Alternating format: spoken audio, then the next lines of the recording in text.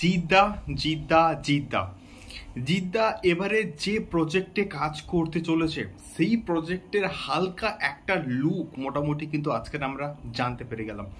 Hello guys, welcome back to my channel Deep exclusive. So এখন আমি এই ভিডিওতে কথা বলবো জিদ্দাকে নিয়ে এবং জিদ্দার একটা এক্সক্লুসিভ লুককে নিয়ে, যে লুকটা কিন্তু অবশ্যই জিদ্দা তার নিজের সোশ্যাল মিডিয়া হ্যান্ডেলে কিন্তু মোটামুটি শেয়ার করেছে।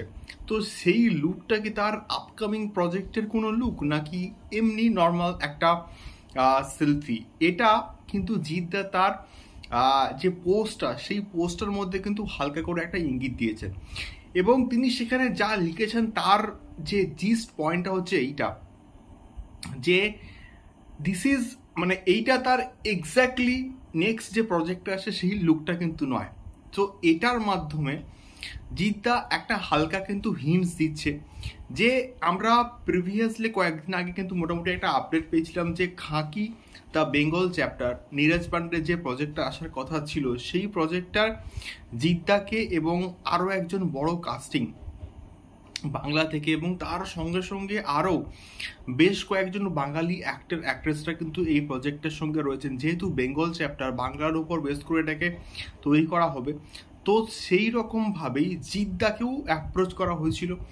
তো এটা সম্ভবত সেই প্রজেক্টারই কিন্তু লুক হতে পারে এবং এই প্রজেক্টটার যদি এইরকম লুক হয় তাহলে আমি প্রচণ্ড কিন্তু হ্যাপি হব এবং প্রচণ্ড কিন্তু খুশি হব এবং আমি শিওর জিদ্দাকে অ্যাপ্রোচ করা হয়েছে এবং জিদ্দা হালকা করে মানে অবশ্যই তো ইয়েস তো ইঙ্গিত দেবে। তার কারণটা হচ্ছে নীরজ পান্ডের সঙ্গে প্রিভিয়াসলি কিন্তু জিদ্দা একটা প্রজেক্টে কাজ করেছে এবং সেটা হচ্ছে চেঙ্গিজ, এবং চেঙ্গিজের যে স্টোরি প্লট লাইন বলি নীরজ পান্ডেরই কিন্তু মোটামুটি দেওয়া। তো সেক্ষেত্রে নীরজ পান্ডে যখন তাকে কোনো একটা কাজে অ্যাপ্রোচ করবেন তখন কিন্তু জিদ্দা অবশ্যই সেটাকে হ্যাঁ করবেন, যখন এত বড় একটা প্ল্যাটফর্ম, এত বড় একটা ওটিটি প্ল্যাটফর্ম এবং সেখানে বাংলা থেকে মানে বাংলাকে রিপ্রেজেন্ট মানে করা হচ্ছে এবং করবে জিদ্দা। তো সেই জায়গা থেকে দাঁড়িয়ে আমার মনে হচ্ছে এটা এই প্রজেক্টেরই কিন্তু একটা লুক হতে চলেছে।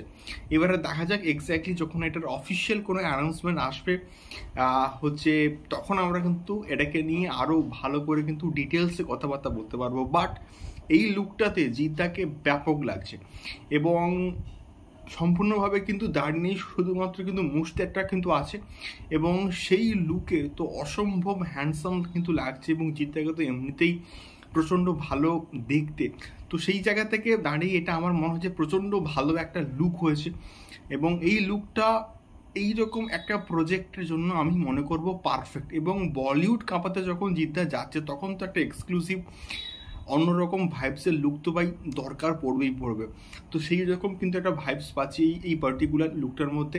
তো তোমরা অবশ্যই তো নিশ্চয়ই এখন অবধি লুকটা দেখে ফেলেছো জিদ্দার, তোমাদের কি ফিডব্যাক অবশ্যই কিন্তু কমেন্ট করে জানিও। দেখা হচ্ছে পরবর্তী ভিডিওতে। টাটা।